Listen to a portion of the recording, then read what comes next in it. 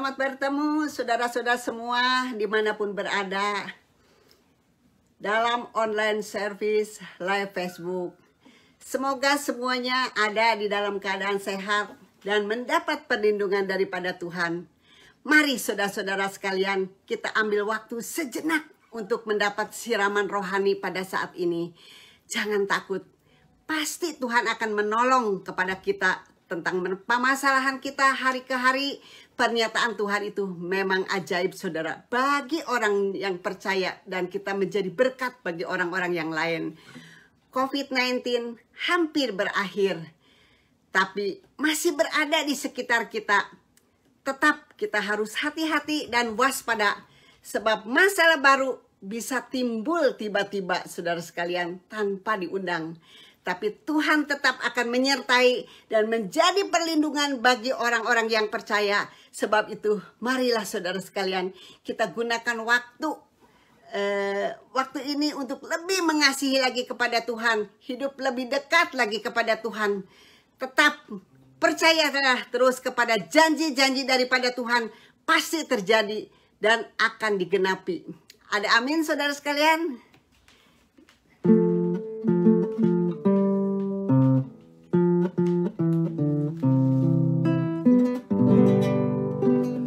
Saat ku tak melihat jalanmu, saat ku tak mengerti rencanamu, namun tetap ku pegang janjimu. Pengharapanku hanya padamu. Hatiku percaya, hatiku percaya, hatiku percaya, selalu ku percaya.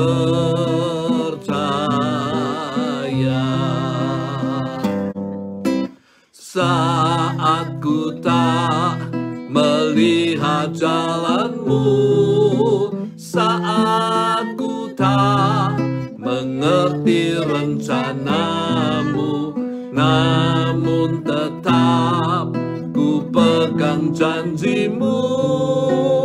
Pengharapanku hanya padamu. Hatiku percaya, hatiku percaya, hatiku percaya, selalu ku percaya.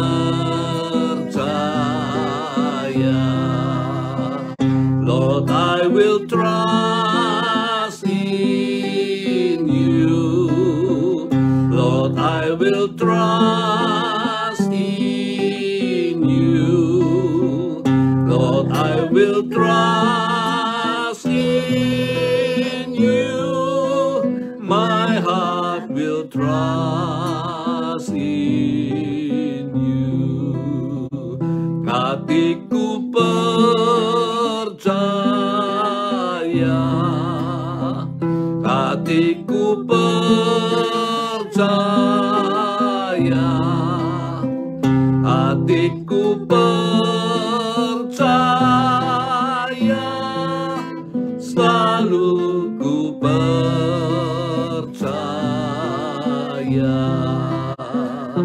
My heart will trust in you. Haleluya.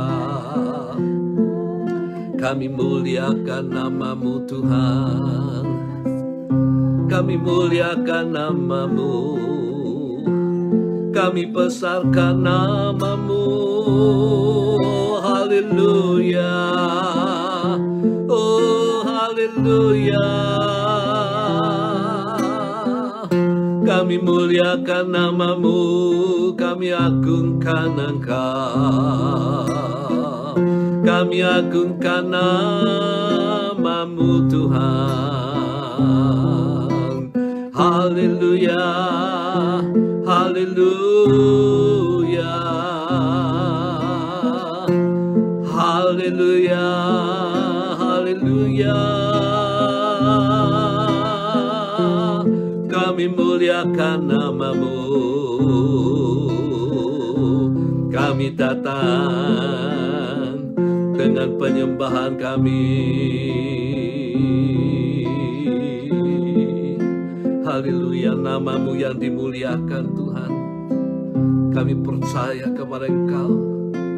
Kami datang dengan membawa iman kami. Haleluya, haleluya, haleluya. Hatiku percaya,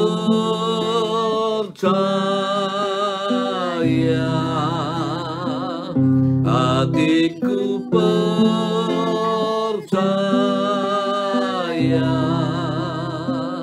hatiku percaya, selalu ku percaya.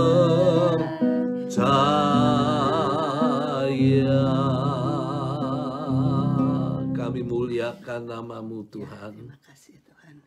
Kami datang kepada Engkau. Walaupun Tuhan gereja-gereja lain sudah memulai, namun kami masih tetap Tuhan mau datang kepada Engkau. Kami mau merendahkan diri kepada Engkau. Walaupun kami tidak bertatap muka satu dengan yang lain. Tapi hanya melalui online ini kami percaya Engkau juga ada di tengah-tengah kami. Sesuai dengan firman-Mu, kalau kami walaupun tidak berkumpul, tapi secara roh kami berkumpul di dalam nama-Mu Bapa. Engkau ada di tengah-tengah kami. Engkau ada di rumah kami, di tempat kami berada. Kami mau serahkan di dalam tangan Tuhan. Firman-Mu biarlah Engkau berkata-kata. Biarlah Engkau tuntun kami Bapa. Untuk senantiasa kami boleh berjalan di dalam kebenaran-Mu. Kami boleh tetap mengiring kepada Engkau sampai selama-lamanya. Biarlah Roh Kudus mengurapi hamba-Mu, urapi firman ini, supaya firman ini menjadi pedang yang bermata dua, yang sanggup memisahkan akan hidup kami daripada segala kekotoran dunia ini, Bapa. Membersihkan pikiran dan hati kami. Kami mau serahkan di dalam tangan Tuhan. Biarlah Roh Kudus yang berbuat dan membuat mujizat. Teguhkan firman-Mu. Hanya di dalam nama Tuhan Yesus Kristus kami berdoa. Dan kami mau menyambut firman-Mu. Amin. Nah, saudara sekalian, ada satu pertanyaan yang pada saat ini saya ungkapkan. Bolehkah kita mencobai Tuhan Allah?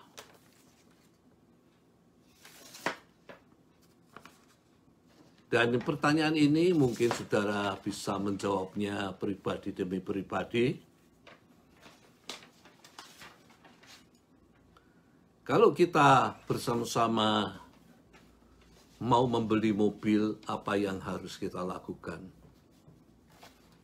Yang harus kita lakukan tentu yang pertama adalah kita mencoba mobil itu. Apakah mobil itu enak dikendarai? Apakah mobil itu nyaman? Apakah mobil itu stabil di dalam kecepatan yang tinggi? Dan yang terakhir tentu adalah mengenai harga yang disepakati. Baru kemudian kita memutuskan untuk membeli mobil itu. Dan apakah kita boleh memperlakukan Tuhan seperti mobil? Kita uji, kita coba Tuhan. Seperti kita mencoba mobil yang akan kita beli. Apa yang dikatakan di dalam firman Tuhan, di dalam Ulangan 6 ayat 16 sebagai dasar. Dan juga saya akan baca di dalam Ibrani 11 ayat 6. di mana firman Tuhan mengatakan, jangan kamu mencobai Tuhan Allahmu, seperti kamu mencobai Dia di masa. Perhatikan kata-kata di masa. Penting, di dalam Ulangan 6 ayat 16. Lalu kemudian saya hubungkan dengan Ibrani 11 ayat yang ke-6. Dikatakan, tetapi tanpa iman, tidak mungkin orang berkenan kepada Allah atau menyenangkan Allah. Sebab barang siapa orang yang berpaling, yang datang kepada Allah, ia harus percaya bahwa Allah ada. Dan bahwa Allah memberi upah kepada orang-orang yang sungguh-sungguh mencari kepadanya. Dari Ulangan 6 ayat 16, kita melihat, saudara-saudara sekalian, ternyata mencobai Tuhan itu merupakan satu larangan. Di dalam seluruh Alkitab, kalau kita baca bersama-sama, saudara sekalian, maka firman Tuhan itu hanya berisi bagi kita keharusan untuk kita melakukan sesuai dengan firman Tuhan. Dan yang kedua, berisi tentang larangan untuk tidak kita lakukan sesuai dengan firman daripada Tuhan. Jadi, saudara sekalian, kita dapat menyimpulkan bahwa mencobai Tuhan merupakan larangan bagi kita untuk dilakukan. Dan pada kesempatan ini, saudara sekalian, coba kita renungkan bersama-sama, jangan mencobai Tuhan Allahmu seperti kamu mencobai Dia di masa. Nah, kejadian yang di masa, saudara sekalian, itu menjadi dasar di mana kita dilarang mencobai Tuhan. Dan itu tertulis di dalam Keluaran 17 ayat 1 sampai 7. Saudara dapat baca di rumah saudara masing-masing di dalam Keluaran 17 ayat 1 sampai 7. Nah, pada kesempatan ini kita akan merenungkan bersama-sama. Saya tidak akan membaca, tapi saya akan mengambil kesimpulan dari Keluaran 17 ayat 1 sampai 7, di mana dikatakan bahwa pada satu ketika di dalam perjalanan menuju tanah perjanjian Kanaan, bangsa Israel tiba di tempat persinggahan yang bernama Rafidim.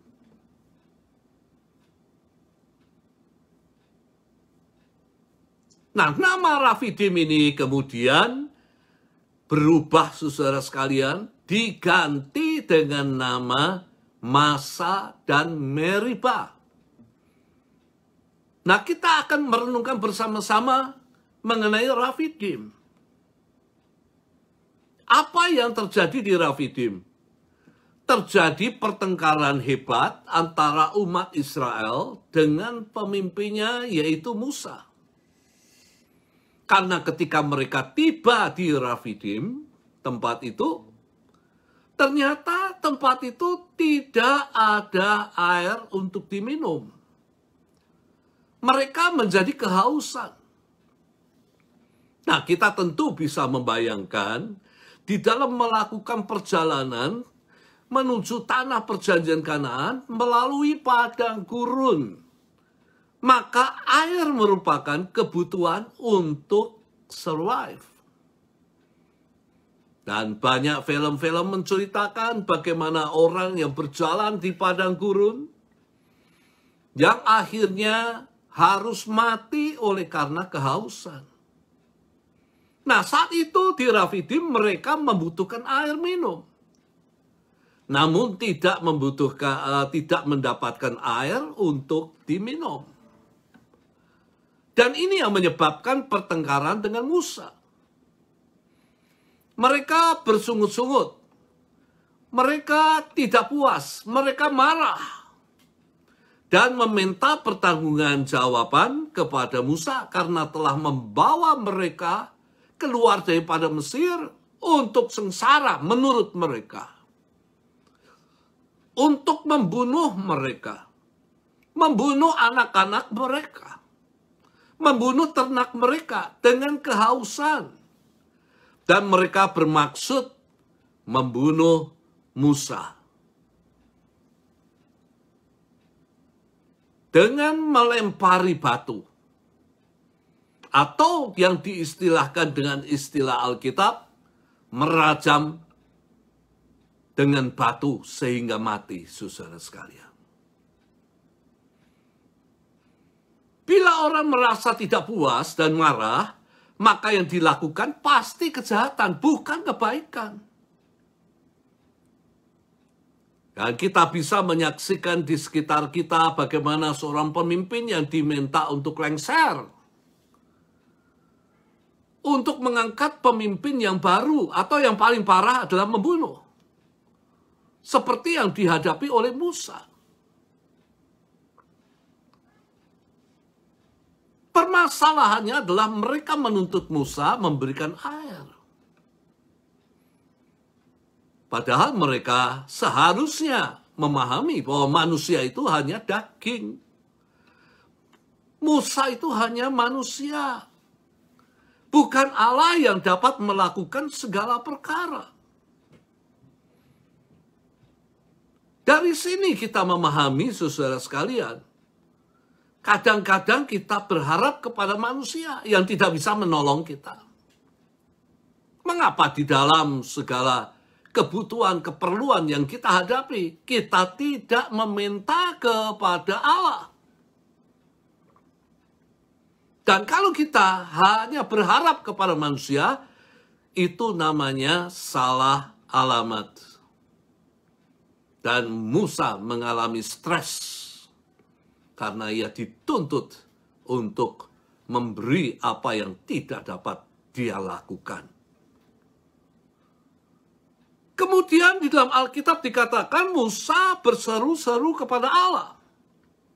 Pada saat kita tidak menemukan jalan keluar, maka kita berharap pertolongan datang dari atas, dari Tuhan. Musa berseru-seru kepada Allah karena ia percaya hanya Allah yang dapat menolongnya dari kesulitan yang dihadapi saat itu. Dan ini menjadi pelajaran bagi kita. Sekali lagi, jangan berharap kepada manusia. Oleh karena manusia tidak memiliki kemampuan untuk bisa menolong kita yang berada dalam kesulitan.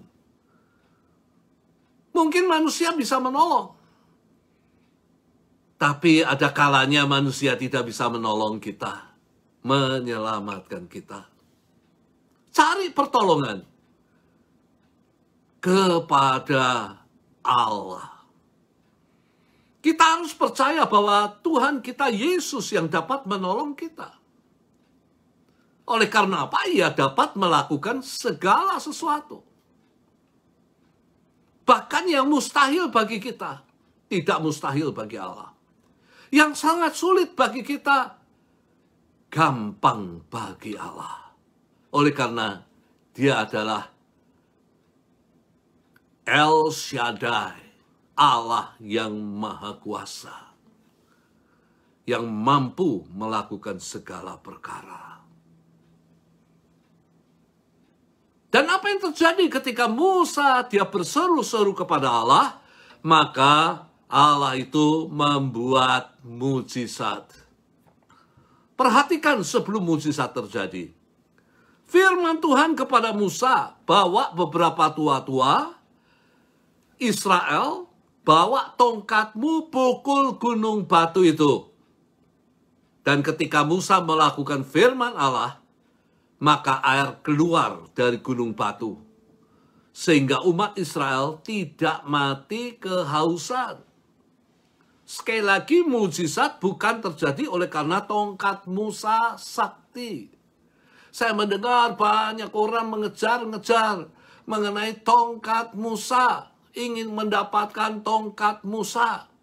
Saya katakan tongkat Musa itu tidak ada apa-apanya, saudara sekalian, kalau tidak diawali dengan firman daripada Tuhan.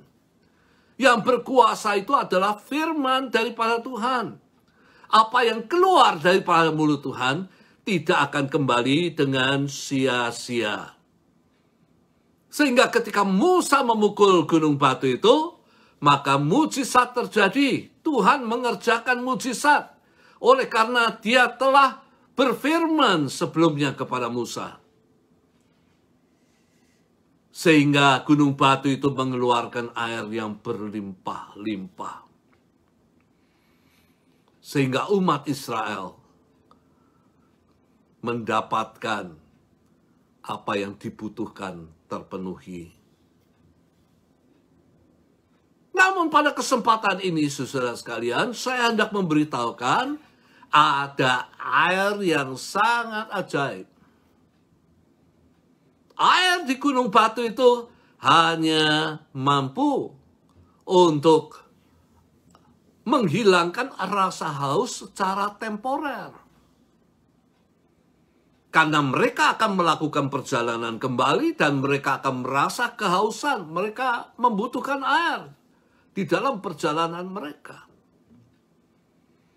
Tetapi pada saat ini saya memberitakan ada air yang sangat ajaib. Bukan air mineral. Bukan air alkalin. Bukan air zam-zam. Bukan air dari Lourdes. Tetapi nama air itu adalah air hidup, saudara sekalian.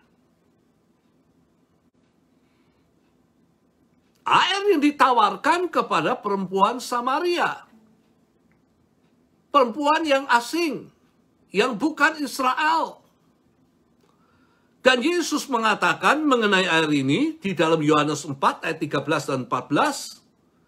Jawab Yesus kepadanya, kepada perempuan Samaria, barang siapa minum air ini, minum air dari sumur Yakob, ia akan haus lagi. Tetapi barang siapa minum air yang kuberikan kepadanya, ia tidak akan haus untuk selama-lamanya. Sebaliknya air yang akan kuberikan kepadanya akan menjadi mata air di dalam dirinya. Yang akan terus-menerus memancar sampai kehidupan yang kekal. Dan lebih jelas, di dalam Yohanes 7 ayat 38 dan 39, barang siapa percaya kepadaku, air hidup itu, seperti yang dikatakan oleh kitab suci, dari dalam hatinya akan mengalir aliran-aliran air hidup. Yang dimaksudkannya ialah roh yang akan diterima mereka yang percaya kepadanya. Sebab roh itu belum datang karena Yesus belum dimuliakan. Air di dalam dunia membuat orang mati kehausan. Tetapi Yesus sebagai air hidup yang percaya kepadanya, maka dia akan membuat orang tidak mati kehausan. Tetapi orang akan hidup untuk selama-lamanya. Itu yang terjadi di Rafidim. Dan saat ini kita masuk bagian yang kedua. Rafidim berubah nama menjadi Massa dan Meribah. Nama Rafidim tidak lagi disebut oleh bangsa Israel, tetapi tempat itu mendapatkan nama baru, yaitu Massa dan Meribah. Keluaran 17 ayat 7 dinamai tempat Massa dan Meribah. Oleh karena orang Israel telah bertengkar. Istilah bertengkar itu di dalam arti daripada meribah. Meribah artinya bertengkar, berselisih. Dan oleh karena mereka mencobai Tuhan atau masa. Jadi masa itu artinya adalah mencobai Tuhan. Dengan mengatakan apakah Tuhan di tengah-tengah kita atau tidak.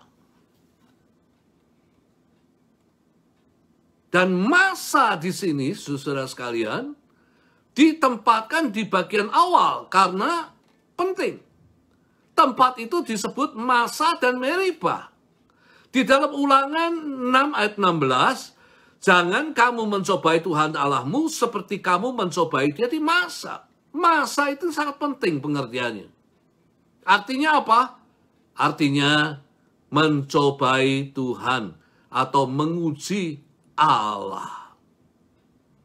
Dan kata ini kemudian ditonjolkan di dalam Ulangan 6 ayat 16. Sekali lagi, kalau kita baca seluruh kitab suci, maka kitab suci itu berisi perintah untuk kita melakukan, keharusan untuk melakukan, dan juga larangan untuk tidak dilakukan. Saat ini kita akan fokus kepada salah satu larangan untuk tidak dilakukan, yaitu larangan mencoba menguji Tuhan. Jadi umat daripada Tuhan dilarang untuk mencoba menguji Tuhan. Masalahnya, kenapa Tuhan itu melarang umatnya untuk mencoba dan mengujinya? Yang pertama, oleh karena orang yang mencobai Tuhan adalah orang yang memiliki keraguan, kebimbangan, bahkan paling ekstrim, tidak percaya kepada kemampuan daripada Tuhan. Perhatikan dalam Keluaran 17 ayat 7, dinamai tempat itu Masa dan Meribah. Oleh karena orang Israel telah bertengkar. Dan oleh karena mereka telah mencobai Tuhan dengan mengatakan, adakah Tuhan di tengah-tengah kita atau tidak? Kata-kata adakah Tuhan di tengah-tengah kita atau tidak? Seringkali juga muncul di dalam kehidupan kita, bukan? Kita ragu apakah Tuhan itu menyertai kita sih? Kalau Tuhan menyertai kita, mengapa segala masalah itu timbul? Kalau Tuhan menyertai kita, kenapa Tuhan tidak menolong kita? Tuhan tidak menolong usaha kita. Tuhan tidak menolong pekerjaan kita. Tuhan tidak menolong supaya kita mendapatkan jalan keluar daripada segala masalah yang kita hadapi. Dan ini yang dihadapi oleh bangsa Israel. Dan apakah Tuhan meninggalkan bangsa Israel? Tidak. Kalau kita melihat di dalam kitab Keluaran, saudara sekalian, di dalam perjalanan bangsa Israel menuju ke tanah perjanjian Kanaan, maka dikatakan bahwa Tuhan itu menuntun mereka, menyertai mereka. Tuhan memanifestasikan, menyatakan diri, menyertai mereka di dalam tiang awan dan tiang api. Yang menaungi tiang awan ini menaungi perjalanan mereka. Pada waktu siang hari, panas terik, tidak menerpa mereka. Apakah kita percaya bahwa Tuhan menyertai kita? Panas terik, kekeringan yang pada saat ini terjadi oleh karena COVID-19, apakah kita percaya pemeliharaan daripada Tuhan? Tuhan tidak meninggalkan kita. Tuhan menyertai kita. Dan Tuhan sendiri melindungi kita, memeliharakan kita. Sehingga kita tidak kekurangan satu apapun juga. Apakah kita percaya bahwa Tuhan menyertai kita melalui tiang api? Dan tiang api ini menuntun perjalanan bangsa Israel pada waktu malam, sehingga mereka mampu melihat jalan yang mereka lalui. Tuhan menuntun kita melalui firman Tuhan. Orang yang berada di dalam tuntunan daripada Tuhan adalah orang yang mau menjadikan firman itu bagian dalam kehidupannya. Berjalan di dalam tuntunan firman daripada Tuhan.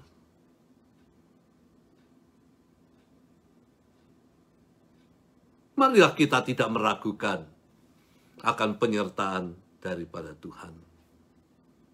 Percaya bahwa Tuhan itu menyertai kita di dalam kehidupan kita hari lepas hari.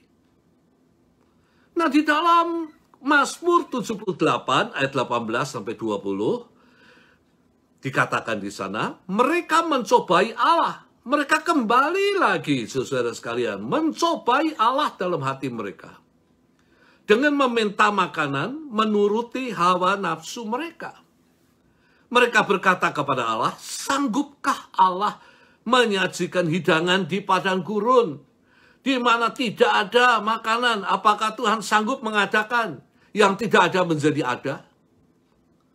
Memang ia memukul gunung batu sehingga terpancar air dan membanjiri sungai-sungai. Tetapi sanggupkah ia memberikan roti juga dan menyediakan daging bagi umatnya? Apakah Tuhan itu sanggup? Ini merupakan kebimbangan, keraguan yang tidak boleh ada di dalam kehidupan orang-orang yang percaya. Saya katakan apa yang menjadi kebutuhan kita, Tuhan itu pasti akan mensuplai kita, saudara sekalian. Jangan kita khawatir. Ya, saya katakan kalau kita itu khawatir, kita itu sebenarnya sudah jatuh di dalam kebimbangan, keraguan, dan ketidakpercayaan.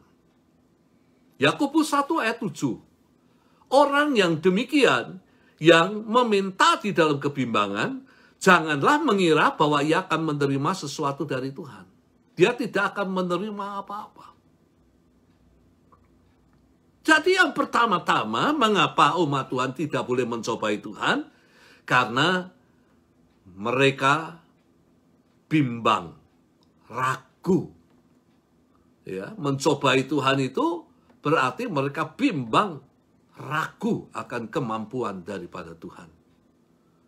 Yang kedua adalah memaksa Tuhan melakukan sesuatu dengan tindakan kita. Mencobai dalam pengertian memaksa Tuhan melakukan sesuatu dengan tindakan kita. Di dalam Matius 4 ayat 6-7, lalu iblis berkata kepada Yesus, jika engkau anak Allah, jatuhkanlah dirimu ke bawah. Sebab ada tertulis mengenai engkau, ia akan memerintahkan malaikat-malaikatnya. Dan mereka akan menatang engkau di atas tangannya, supaya kakimu jangan terantuk kepada batu. Yesus berkata kepadanya, ada pula tertulis, jangan engkau mencobai Tuhan Allahmu. Iblis membujuk Yesus, membuktikan kebenaran janji Allah. Dengan melakukan sesuatu yang memaksa Allah, menggenapkan yang dijanjikannya itu. Kalau Yesus terbukti lalu terjun, itu kan namanya bunuh diri. Dan itu yang dikatakan mencobai Allah. Jangan kita mencobai Allah, supaya Allah melakukan sesuatu menolong kita, karena kita tidak memakai akal sehat kita. Sudah tahu ada virus jahat namanya COVID-19. Masih berkeliaran di luar. Dengan keyakinan Tuhan pasti melindungi dari penyakit ini. Kalau sampai kena sakit, ya itu merupakan kesalahan kita sendiri. Dan kita sudah berdosa karena tidak menggunakan akal yang sehat. Dan memaksa Tuhan melakukan sesuatu menurut akal bodoh kita. Dengan akal sehat, bahaya yang dapat dihindari, hindarilah. Yang tidak dapat dihindari, percayalah kepada Tuhan. yang pasti akan menolong kita. Ini akal sehat.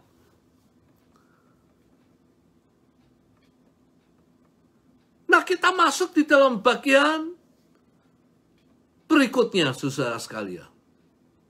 Ternyata Alkitab juga memuat ada kekecualian di dalam mencoba atau menguji Tuhan.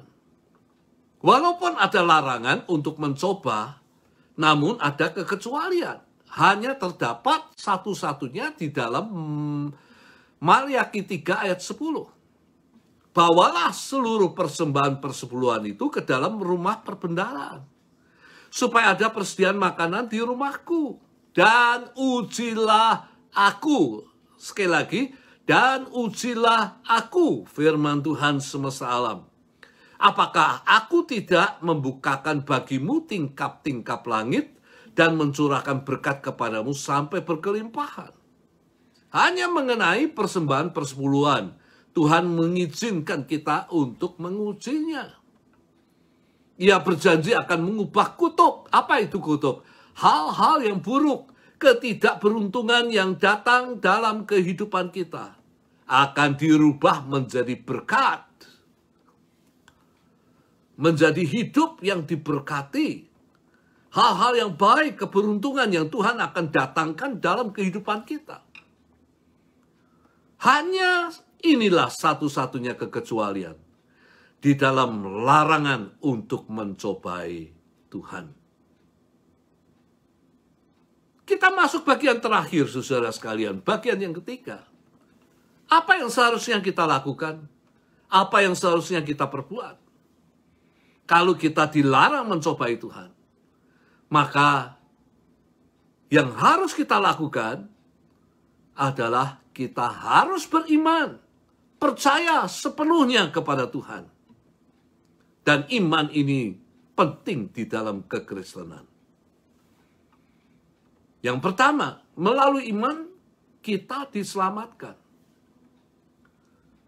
Yohanes 3 ayat 16, karena begitu besar kasih Allah akan dunia ini, sehingga ia mengaruniakan anaknya yang tunggal, supaya setiap orang yang percaya kepadanya tidak binasa, melainkan beroleh hidup yang kekal. Keselamatan adalah pemberian Allah melalui pengorbanan Yesus di atas kayu salib, yang harus diterima dengan iman percaya kepada Yesus. Tidak ada jalan lain kita diselamatkan, kecuali kita percaya akan nama daripada Tuhan Yesus Kristus. Yang kedua, melalui iman percaya kita itu berkenan. Kita itu menyukakan hati daripada Allah. Yang terdapat di dalam Ibrani 11 ayat yang ke-6 yang sudah kita baca. Tetapi tanpa iman tidak mungkin orang berkenan kepada Allah. Ia harus percaya bahwa Allah itu ada. Bahwa Allah memberikan upah kepada orang-orang yang sungguh-sungguh mencari Dia. Setiap orang yang berpaling, setiap orang yang datang kepada Allah, dia harus percaya penuh kepadanya, jangan bimbang. Itu yang menyukakan hati Allah. Kita harus percaya bahwa Dia ada. Walaupun kita tidak melihat Dia, tetapi Dia itu ada. Kita harus percaya Dia berkuasa untuk melakukan segala perkara. Dan tidak ada yang mustahil bagi Tuhan untuk mengabulkan doa kita, untuk menjawab doa kita. Dia memberikan upah yang sungguh-sungguh mencari Dia. Kita harus percaya ini. Dan ini berhubungan dengan kata-kata daripada Yesus di dalam Matius 6 ayat 33. Tetapi carilah dahulu kerajaan Allah dan kebenarannya, maka semuanya itu akan ditambahkan kepadamu. Cari Tuhan Yesus di dalam doa. Dan hidup di dalam kebenarannya. Jadikan firman Tuhan itu bagian di dalam kehidupanmu. Setiap hari. Jadikan firman Tuhan itu menjadi roti. Yang memberikan kekuatan bagi kita. Untuk kita berjalan di dalam jalan daripada Tuhan. Maka janji daripada Tuhan. Tuhan tahu kebutuhan kita. Dan Tuhan akan memberikan apa yang kita butuhkan, lebih daripada apa yang kita butuhkan. Hal yang ketiga, kalau kita mengatakan kita mau percaya kepada Tuhan, beranikah kita mempercayakan seluruh kehidupan kita kepada Tuhan? Bila kita percaya, kita harus berani mempercayakan, menyerahkan seluruh kehidupan kita kepada Tuhan. Hidup dan mati kita berserah kepada Tuhan. Kita percaya Tuhan pasti melakukan yang terbaik bagi kita. Karena Dia itu baik. Ya, ingat bahwa Tuhan kita itu baik. Karena itu Dia akan melakukan yang baik bagi kita. Bukan yang jahat. Di dalam 1 Petrus 5 ayat 7, serahkan segala kekhawatiranmu kepadanya. Berani kita menyerahkan kekhawatiran kita kepadanya.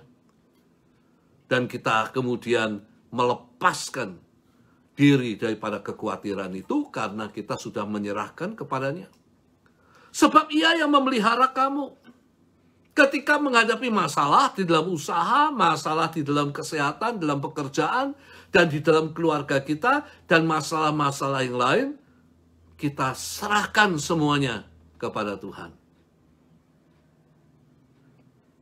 Dan kita katakan, Tuhan, aku tidak lagi mau memikulnya, karena sudah aku serahkan. Jangan kembali lagi masalah itu mengganggu pikiran kita. Karena kita sudah serahkan di dalam tangan Tuhan. Dan akhir kata saya katakan, Ia tidak akan pernah mengecewakan orang-orang yang percaya dan mau mempercayakan seluruh kehidupannya kepada Dia. Apakah kita mau hidup di dalam iman percaya yang benar? Amin. Kita akan masuk di dalam perjamuan kudus. Pada kesempatan ini, jangan lupa kasih daripada Tuhan. Kebaikan Tuhan luar biasa dalam kehidupan kita. Dia yang sudah mati menanggung segala dosa-dosa kita. Dan memberikan kehidupan melalui kematiannya kepada setiap orang yang percaya akan namanya. Dan pada kesempatan ini kita akan masuk di dalam perjamuan Tuhan. Dan saat kita nanti makan dan minum, kita dipersekutukan dengan tubuh dan darah Yesus. Kita menjadi satu dengan Tuhan. Namun pada kesempatan ini marilah kita periksa diri kita masing-masing. Kita uji diri kita. Adakah dosa di dalam kehidupan kita? Mohonlah pengampunan daripada Tuhan. Kalau kita berada dalam kebimbangan, keraguan akan kebaikan Tuhan. Adakah kebencian dalam kehidupan kita terhadap sesama kita? Mohon pengampunan daripada Tuhan. Supaya perjamuan ini tidak menjadi hukuman bagi kita. Tetapi menjadi berkat yang susah dihiburkan. Yang sakit disembuhkan. Yang lemah dikuatkan. Ingat Yesus dijual juta. Ingat Yesus disengsara. Ingat Yesus pikul dosa kita. Ingat Yesus di Golgota. Ingat Yesus di Golgota. Ingat Yesus disengsara. Ingat Yesus pikul dosa kita. Ingat Yesus di Golgota. Mari kita periksa diri kita. Sebelum kita dipersatukan melalui tubuh dan darah Yesus. Kita satu dengan Tuhan kita Yesus. Haleluya. Mari kita saat ini pegang roti, kita angkat tinggi-tinggi. Dengarkan firman Tuhan sebelum kita makan bersama-sama. Dikatakan demikian melalui firman Tuhan mengenai roti ini. Sebab apa yang telah kuteruskan kepadamu, telah aku terima dari Tuhan, yaitu bahwa Tuhan Yesus pada malam waktu ia diserahkan, mengambil roti dan sesudah itu ia mengucap syukur atasnya. Ia memecah-mecahkannya dan berkata, inilah tubuhku yang diserahkan bagi kamu. Perbuatlah ini menjadi peringatan akan aku. Mari kita mengingat kebaikan Tuhan. Kita makan bersama-sama akan roti yang melambangkan tubuh daripada Kristus Yesus. Dan biarlah kita pada saat ini, saudara sekalian, akan senantiasa mengingat kebaikan daripada Tuhan. Mari kita makan bersama-sama di dalam nama daripada Tuhan kita, Yesus Kristus.